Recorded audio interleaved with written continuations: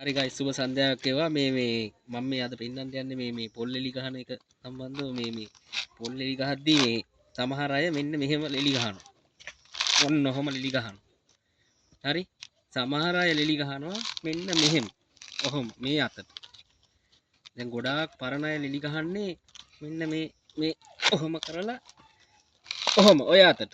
එතකොට ඒක අන්සේෆ් නේ පේනවනේ. ඔය කෙලින්ම බඩ බොකුවෙල් කඩාගෙන යන එකක් තියෙන්නේ. හැබැයි මේ අතට ගැහුවොත් එහෙම අපිට